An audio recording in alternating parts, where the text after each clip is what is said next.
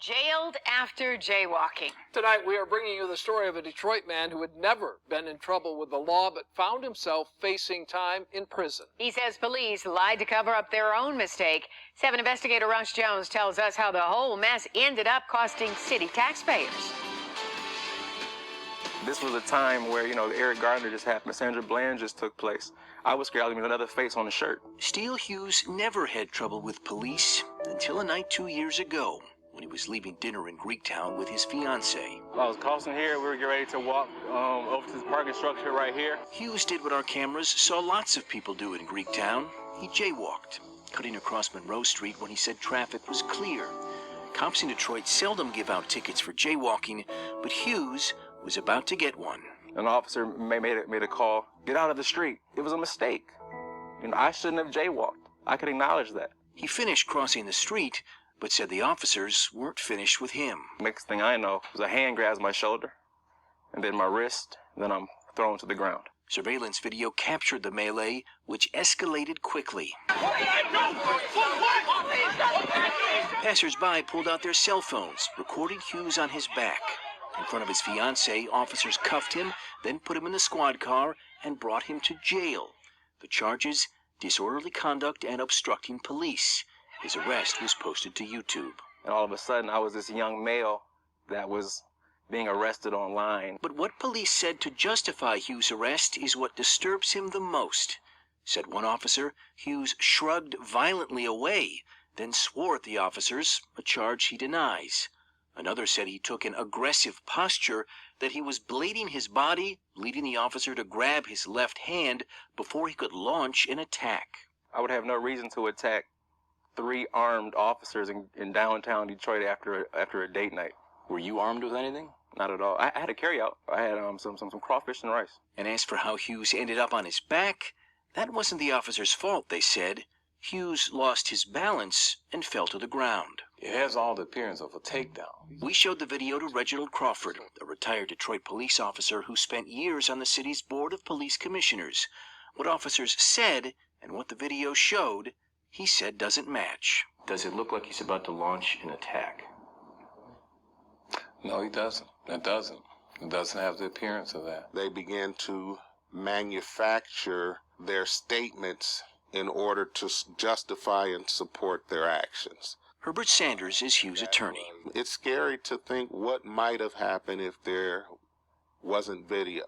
This could have escalated and he could be dead. After the arrest, Hughes sat in a Detroit jail, and not just for a few hours. I was given an orange jumpsuit, had a mugshot taken, and I was put in a cell with felons. I sat there, slept there, and used the bathroom there for 3 days. After 72 hours behind bars, he was released, only to learn he'd been suspended from his job for 2 weeks pending his criminal case.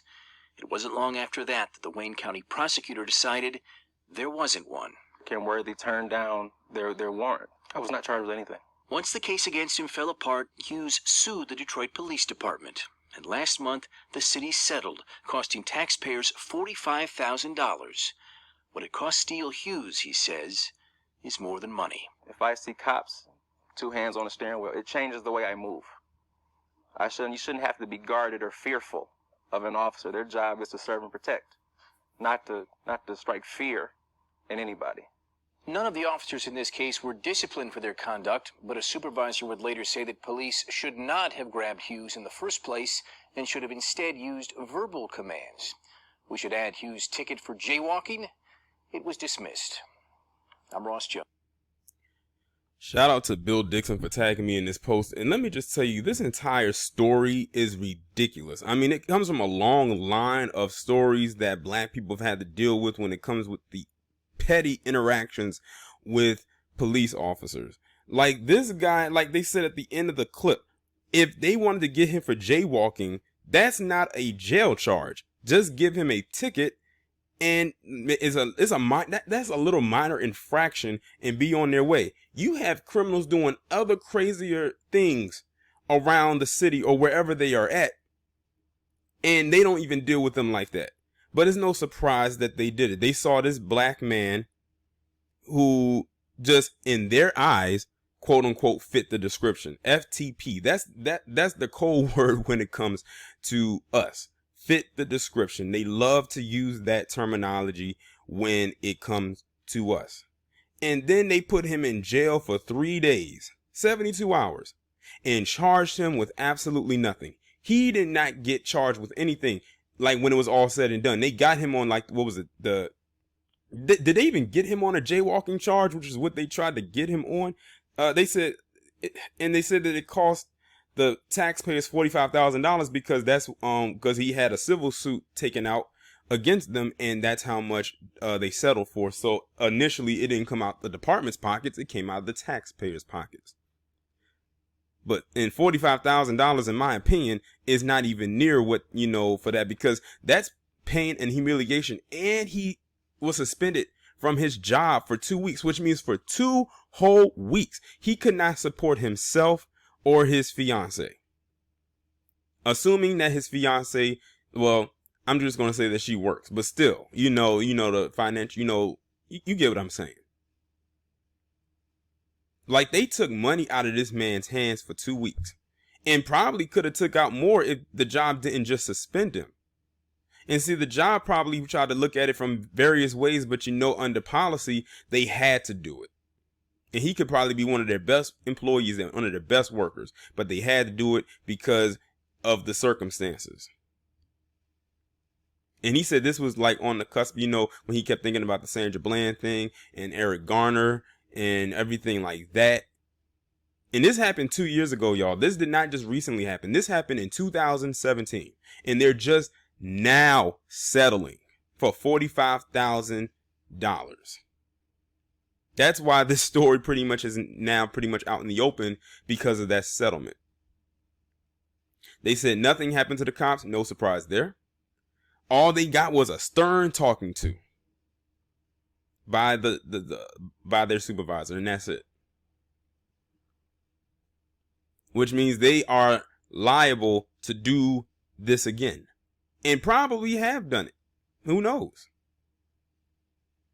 But all over jaywalking is ridiculous. It doesn't surprise me, but at the same time, it's ridiculous too. And like I said, they didn't charge him with anything. They just held him there just because. They couldn't even give him a jaywalking infraction after the fact. When they couldn't charge him with the jaywalking, they didn't even give him the jaywalking infraction. So he basically spent 3 days in jail just because they messed up.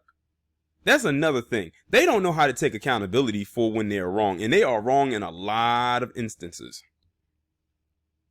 So he was in jail because of their screw up, and they had to try to find a way to get him on something, but they couldn't. So after 3 days, they had to let him go.